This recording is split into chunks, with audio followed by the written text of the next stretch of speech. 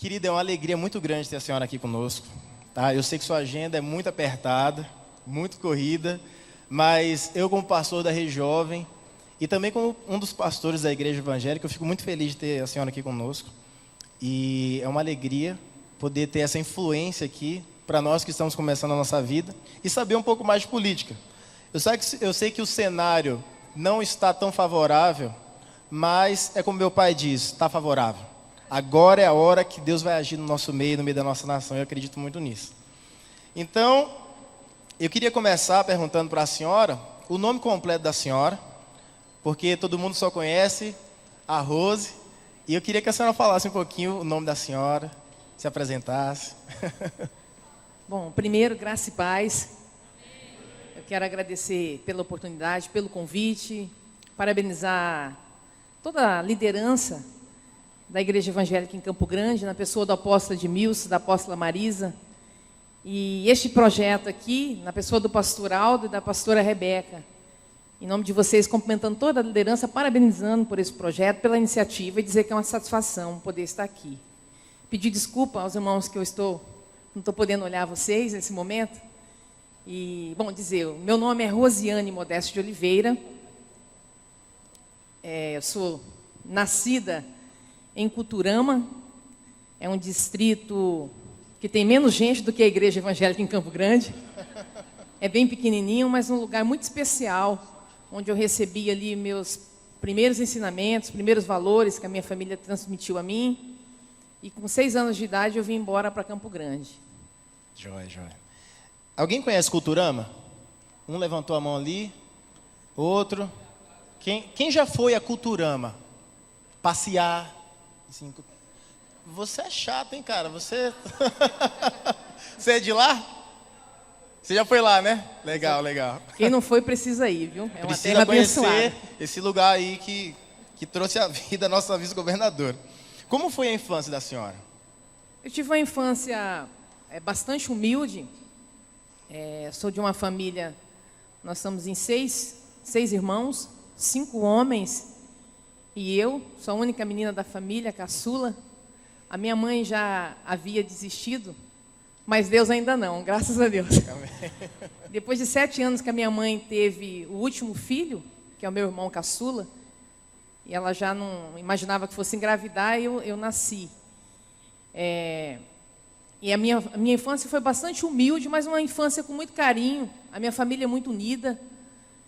E eu digo a vocês que na minha infância, até os 10 anos só faltava Jesus. E aos 10 anos ele chegou na minha casa e aí ficou melhor ainda. Amém. Que bom. Nós vemos hoje a senhora como a segunda figura mais importante do Estado. Uma mulher batalhadora. Eu acho que isso traz muito orgulho para as mulheres. E a sua história de vida é muito bonita, porque a senhora nasceu numa pequena cidade, teve uma infância humilde e hoje é a segunda pessoa do Estado que, por sinal, é um dos mais ricos do nosso país. Estivemos com algumas pessoas essa semana e elas falaram, nós estávamos na estrada e vimos como o Mato Grosso do Sul é rico. E nós falamos, é verdade, temos a graça de Deus de sermos um Estado abastado, com muita comida, muitos animais. Você vai vendo as fazendas, as estradas, é uma coisa linda, né? E a senhora hoje é a segunda pessoa do Estado. Então, todo mundo que tem garra tem oportunidade, certo? Com certeza.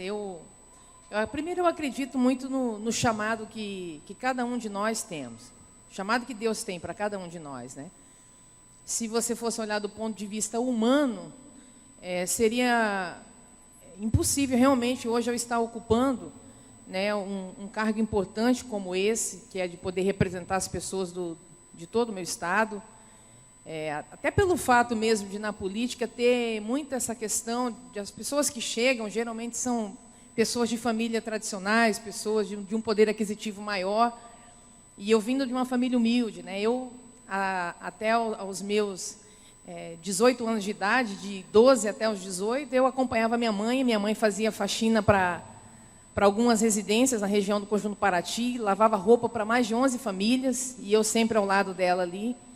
Fui para a universidade, assim, porque tive a oportunidade de ser aluna bolsista. Não sou de uma família tradicional, mas o detalhe é que as pessoas não sabiam que, na verdade, eu era filha do rei, né? E, então, assim, eu acredito que quando Deus tem um chamado para nós, e quando a gente tem a sensibilidade de enxergar o que Deus quer fazer na nossa vida, e eu acho que qualquer pessoa pode sonhar, realmente entender, por mais que muita gente diga, não, isso não é possível, né? Se você tiver essa convicção de que Deus realmente já tratou com você, e eu só entrei na política por conta disso. Aliás, eu tinha muito receio, até porque eu já tinha um irmão, que é o Rinaldo, que estava na política.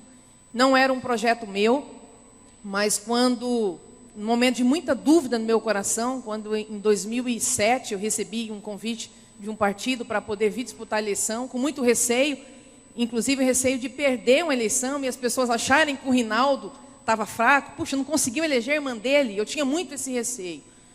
E estava muito feliz na minha área, que é a área da educação, trabalhando com projetos através da música, e havia ali um clamor no coração de muita gente, de professores, de alunos, de família de aluno, comunidade do bairro que eu morava, dizendo, Rosa, você tem que ir, você leva jeito. E um dia eu dobrei meu joelho em casa e falei, Deus, se é para eu entrar mesmo nesse negócio, fala comigo, mas fala claramente que eu não quero ter dúvida. E aí eu entrei numa igreja, a Igreja Palavra de Cristo para o Brasil, ao lado da rodoviária ali. E fui até representando o Rinaldo em um evento. E eu cheguei um pouquinho atrasada e tinha um pregador de Curitiba. E de repente ele olhou para mim e pediu que eu ficasse em pé e falou, olha, eu não sei quem você é. E para quem não sabe, a Igreja Palavra de Cristo para o Brasil é uma igreja bastante pentecostal, a doutrina deles lá é. E eu cheguei de salto, de brinco, maquiada, e ele falou, não sei nem se você é crente. Ele falou. Eu falei, eu sou, graças a Deus. E ele falou, olha, mas Deus manda dizer que esse ano, eu não sei se é um concurso, e era no ano da eleição, no início do ano, 2008, esse ano você vai disputar um lugar de honra aqui nessa cidade. E Deus manda dizer que esse lugar já está reservado, ele é teu. Muita gente vai dizer que é loucura, ou até vai impedir que você consiga. Eu não sei o que é, se é uma vaga no vestibular, e ele não sabia, eu não sabia quem era ele não sabia. E ali Deus estava me dando a resposta que eu precisava. E aí ele falou assim, eu quero deixar uma palavra para você. E essa palavra eu carrego sempre comigo e sempre compartilho com as pessoas. Ele disse assim, sempre quando Deus quiser te levar a algum lugar, e você achar que esse lugar não é um lugar fácil, não é um lugar bonito, não é um lugar bom para ir, só lembra de uma coisa, leva ele com você e está tudo resolvido. E eu saí de lá com essa palavra e resumindo, né, depois de 6, 7 meses, eu estava sendo a vereadora mais votada do meu partido, e eu passei exatamente por tudo que aquele homem falou. Tentaram de tudo quanto é forma, manchar a minha honra, o meu nome, a minha história. Muita gente dizia, não vai conseguir, imagina, eles são de família humilde, já elegeu um, como é que vai eleger outro? Então, a palavra que eu gostaria de dizer, inclusive a todos vocês que estão aqui, eu tenho a plena convicção de que quando Deus escolhe alguém, e é bem o que a palavra fala, né? Agindo ele, quem vai impedir? A pergunta é, quem vai impedir? Então, não existe ninguém. Né? Então, eu acredito muito que a gente pode realizar os nossos sonhos, desde que esses sonhos sejam sonhos de Deus para nós. Amém, amém. Muito bonito. Vou ver se é água mesmo. Pode ficar à vontade. A senhora falou que tudo começou em 2007. Então, a trajetória política da senhora tem cerca de 10 anos. E em 10 anos, a senhora saiu de vereadora para vice-governadora. É a mão de Deus na sua vida? Não tenho dúvida nenhuma disso. Na verdade, eu fui eleita em 2008, assumi em 2009. Né? Eu tenho 7 anos de vida pública. Eu fiz 1 mandato e meio. Né? Fui reeleita em 2012. Aí foi um outro momento da minha pergunta para Deus. Deus, teve não quero aqui falar nomes até para a gente poder não falar de quem não está presente, que isso é muito feio, né? Não devemos falar de quem não está presente. Mas existiam algumas autoridades que diziam, olha, nós precisamos destruí-la, porque o projeto é esse. E aí, nesse partido, eles vão ter uma candidatura a prefeito, e nós precisamos fazer com que esse partido não faça nenhum vereador. E era uma pessoa muito forte, muito influente, muito poderosa, do ponto de vista humano aqui do nosso estado. E aquilo mexeu comigo demais. E mais um momento, o meu coração teve um momento de dúvida. Puxa vida, será que eu tenho que ir, tentar uma reeleição e passar por perseguições, e essa pessoa muito influente, eu não sei o que é capaz de fazer comigo. E Deus sempre usando pessoas para confirmar o chamado que Ele tinha na minha vida. E aí eu fui a 2ª vereadora mais votada do estado, eu fiz quase 11 mil votos no momento em que, de novo, humanamente falando, era impossível isso acontecer. E 1 ano e meio depois eu saí de um projeto de vereança. É importante registrar isso aqui, já falando sobre a força também do nosso segmento evangélico. Quando foi para definir quem seria o vice-governador do Estado, tinham várias pessoas que estavam na minha frente, se fosse realmente para olhar para o quesito de nome mais conhecido, de pessoas com mais mandatos, de estrutura financeira. E, geralmente, quando vai se escolher um vice, ou você pega alguém que tem um potencial muito grande de votos, ou você pega alguém que tem um potencial forte, né, financeiro, que tem condições de poder ajudar a bancar uma campanha. E aí, naquele momento, o nosso segmento foi fundamental. E aí eu quero falar aqui do apóstolo Edmilson, juntamente com outras lideranças que tiveram uma reunião com o governador e disse assim: nós, do segmento evangélico, nós queremos indicar quem vai ser o vice dessa chapa. É esse o pedido que nós queremos fazer, porque nós temos também os nossos projetos, as nossas ideologias, aquilo que nós pensamos para Mato Grosso do Sul, e nós queremos estar participando disso. E depois daquela reunião, passaram-se quase 2 meses, nós chegamos na definição que seria eu a candidata. Então, a minha candidatura de vice foi um projeto construído com a força, com o diálogo, com o segmento evangélico. Foi muito forte isso, para o governador tomar essa decisão, inclusive de perder alguns apoios que seriam de outras pessoas de regiões do Estado, que poderiam ajudar financeiramente, mas ele entendeu o que representa hoje o segmento evangélico em Campo Grande, e aí eu acabei vindo de vice-governadora. Amém. Foi Amém. Deus usando o apóstolo Edmilson e outros líderes para poder abençoar minha vida também. Amém. Obrigada, apóstolo Edmilson.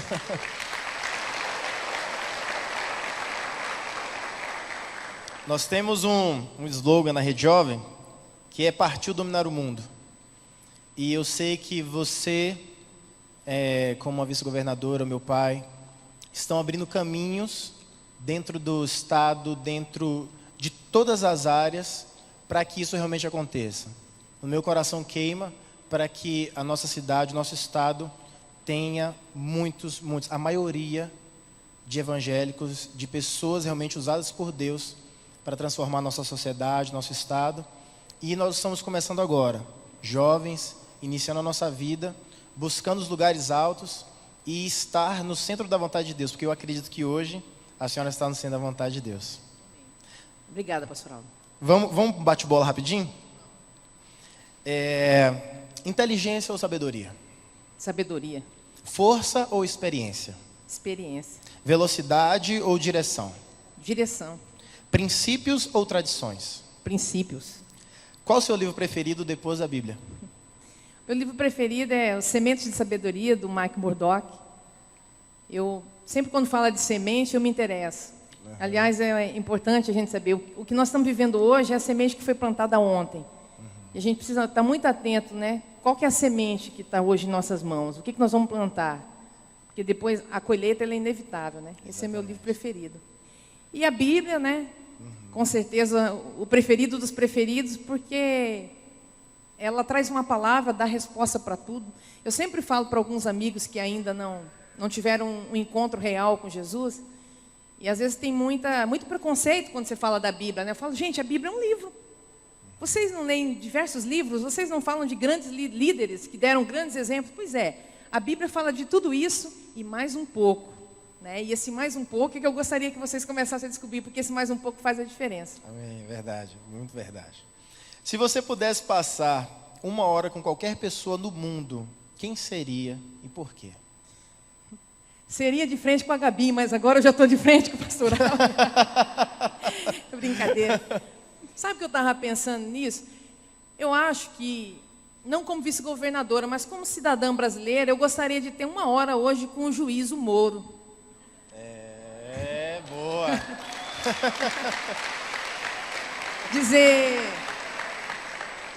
Acho que dizer a ele assim, que esse é um momento que eu dizer, olha, eu estou orando por você, tenha bastante força, porque eu nem sei se ele sabe, mas ele está sendo um grande instrumento de mudança para o nosso país. Esse é um momento muito dolorido para todos nós.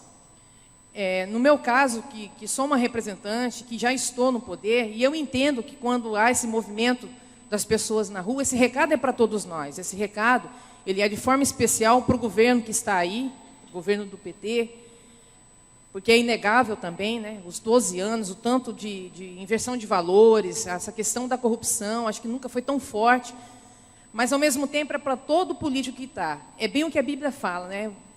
Você que está em pé, cuidado para não cair.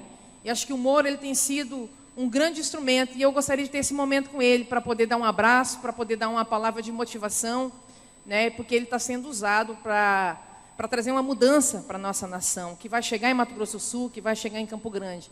Agora, toda mudança, ela traz um desconforto, mas ela é necessária. Muito boa resposta. Eu também gostaria de ter um tempo com ele. A senhora torce para que time? Sou palmeirense.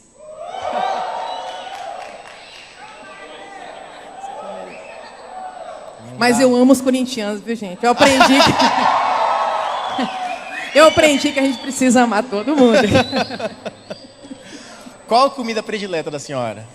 Puxa, eu sou apaixonada por arroz, bife, uma batata frita e um ovinho ao lado, assim. O Ricardinho também. Qual a importância... Essa é uma pergunta importante mesmo. Qual a importância do jovem na política? Olhando para os meus pais... E mesmo eles tendo 2 filhos na política, às vezes a gente vê tanta falta de perspectiva, falta de esperança. Confia em nós porque conhece, porque acompanha, mas a gente vê que as pessoas, os nossos pais, nossos avós, eles já não têm tanta esperança assim. E a continuidade dessa transformação que precisa acontecer passa por nós, passa pela juventude.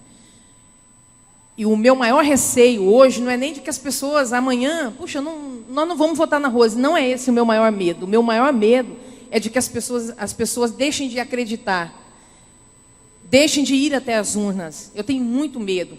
Esse é um ano de eleição e eu vejo já uma movimentação, as pessoas pregando para as pessoas não irem votar.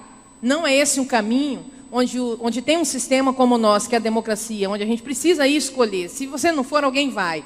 É bem o que fala, né? Aquele filósofo, quem não gosta de política vai ser comandado por quem gosta. Então, se nós, que temos um compromisso com Deus, que temos um coração transformado, que amamos o próximo, que vivemos uma vida diferente, se a gente não se interessar por isso, aqueles que não têm esse sentimento e que não têm esse coração, vão estar interessados e vão governar por nós. Eu acredito também que essa mudança ela não vai chegar assim, mas ela já começou. Então, isso significa, se cada um de nós que estamos aqui, se a gente pegar isso com as 2 mãos e firme, cobrando daqueles que estão, pesquisando a vida, mas pesquisando mesmo. Não pesquisa só na rede social, não, gente.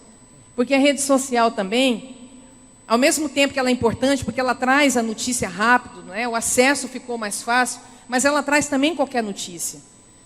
E eu passo por isso. Eu estava vendo hoje pela manhã, tem um blog, que eu também não vou falar o nome, né, mas um blog ele soltou uma chamada muito ruim, dizendo, olha, surpresa, era a Rose que negociava com os fornecedores na época do governo Larte. E aí, quando você clica lá para ouvir o áudio não fala nada disso. É uma fala minha com um diretor de uma ONG que atende crianças carentes lá no Los Angeles, chamado Vitor Hugo. E ele me liga, eu era vereadora, e ele me liga pedindo que eu fizesse uma ponte com o prefeito para que renovasse o convênio, porque senão ele teria que fechar a ONG dele. O convênio é legítimo, o repasse é legítimo, eu sou a vereadora, a relação do vereador com o prefeito ela é legítima, desde que seja qualquer assunto que seja legal, e era essa a minha fala. Mas para quem lê o título é uma coisa horrível. Então a gente precisa pesquisar a vida mesmo dos políticos. O melhor lugar é no Ministério Público, é na Polícia Federal. Se você digitar meu nome, se você for lá saber, vai aparecer se tem alguma investigação, se eu fui processada, né, se eu estou sendo acusada de algum crime. Eu acho que é assim. E essa energia, quem tem é o jovem. Essa vontade de poder sentar num computador e ir atrás de verdade é o jovem, né? Então passa por nós. Acredito que daqui 20, 2, 3 gerações, 20, 30 anos, nós vamos ver um país muito diferente.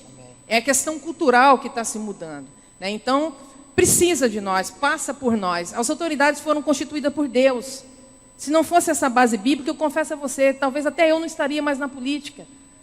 Mas Deus escolhe, foi sempre assim. Quantos homens e mulheres Deus não escolheu para poder representar o seu povo? E todas elas foram perseguidas também. Agora nós precisamos ser criteriosos na pesquisa, no acompanhamento e no critério de poder escolher os seus representantes. Muito obrigado. Nós temos 2 minutos e eu tenho 2 perguntas. A primeira é, como um jovem pode entrar na política? E a segunda é, como cristã, a senhora vê que estar na política é o seu ministério? Tá. A primeira, como jovem, pode entrar? Isso. Bom, primeiro, ele pode encontrar alguém que ele conheça, que ele queira apoiar, que ele possa abraçar, discutir com essa pessoa, olha, nós queremos que você seja o nosso representante. Por exemplo, essa igreja, ela vai ter um projeto esse ano. Eu posso falar, pastor? Esse projeto tem nome, é o Clodoilson. Você pode vencer. O jovem pode participar sim, acompanhando, sentando com o pastor Clodoilson, pastor, eu quero ajudar, né, fazer o seu plano que você vai apresentar durante as eleições, né? Lá no meu bairro é assim, eu queria que você levantasse essa bandeira, eu penso isso para Campo Grande, essa é uma forma. A outra forma, se você tiver mais de 18 anos, e você de repente fala, puxa, eu não acredito em você, eu não acredito no Clodoilson, eu não acredito em ninguém. Se filia a um partido, você acredita em você, né? Por favor. Se filie em um partido, né, saia candidato, coloque o seu nome à disposição. Essa é outra forma que o jovem também tem para poder participar da vida pública. E se colocar à disposição e discutir com as pessoas o que você pensa para a sua cidade, para o seu estado, para o seu país. Sobre a questão, a segunda pergunta é? Se a sua posição política, se estar na política é o seu ministério. Eu não tenho dúvida nenhuma mais sobre isso. Já tive lá atrás. Até pela forma que eu entrei, onde eu estou, eu entendo isso como uma missão também. É uma missão um tanto dolorida, principalmente fazer política aqui, como o senhor já disse, pastor Aldo. Esse é um momento que não é fácil falar sobre esse assunto. Quando você entra na igreja, às vezes eu sinto isso. Nunca senti aqui, tá, gente? Mas já aconteceu, às vezes, eu entrar numa igreja a convite de alguém, e nesse sentido, Deus conhece o meu coração. Eu sou muito temerosa em relação a essa questão. Vamos lá no culto, que nós... Eu acho, não tenho certeza, eu não devo jamais ir para uma igreja, né, usando aquele momento para eu tentar promover meu nome ou meu projeto. Eu tenho muito medo disso, porque talvez o pastor não saiba, quem vai estar me vendo não sabe, mas Deus conhece o meu coração, então eu me preocupo muito com a minha motivação. Então, nesse momento em que a gente vive tantas desilusões, e onde a pessoa te olha torto, às vezes, só pelo fato de saber que você está na política, mesmo sem conhecer a tua vida, mas já há aquilo lá, eu entendo isso como uma missão. E a minha oração tem sido assim, Deus, não para de falar comigo sobre esse assunto, porque o dia que o Senhor parar, eu saio da política, porque eu estou disposta a encarar qualquer coisa, qualquer acusação, qualquer olhar torto, né, qualquer calúnia, qualquer difamação, mas se o Senhor estiver comigo, se o Senhor não estiver comigo, não vale a pena por dinheiro, por cargo, por poder nenhum. Muito bom, muito bom.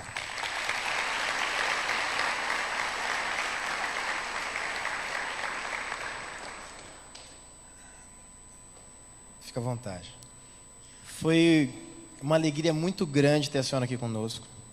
Eu acredito que a senhora esclareceu muita coisa na mente dos jovens, iluminou um caminho a ser trilhado. Eu acredito que nós, como jovens cristãos, não devemos estar alheios à política, não devemos ser ignorantes no sentido de não conhecer a política. Na verdade, eu acho que nós devemos tomar a frente disso, porque nós somos o povo de Deus. E o meu coração muito se alegra em saber que temos alguém como a senhora, que é uma mulher de Deus, na vice-governadoria do nosso estado. E eu sei que os próximos passos vão ser guiados pelo Senhor. E eu vou estar lá contigo como irmão, como uma pessoa que ora por ti e que te apoia, porque eu acredito que tudo que você tem feito é segundo o coração de Deus. Muito obrigado por dispor do seu tempo. Obrigada, pastor Aldo. Obrigada a todos vocês pelo carinho, pelas orações de sempre. Mais importante do que a gente receber votos, principalmente quando a gente fala sobre a nossa família. E a igreja é a minha família. Eu aprendi assim, eu acredito nisso. Então, a cobertura espiritual que eu sei que eu tenho dessa liderança aqui tem sido fundamental para que eu me mantenha firme, para que meu coração não venha se desviar em momento nenhum. Obrigada pelo carinho de vocês. Obrigado, obrigada, apóstolo Edmilson. Obrigado.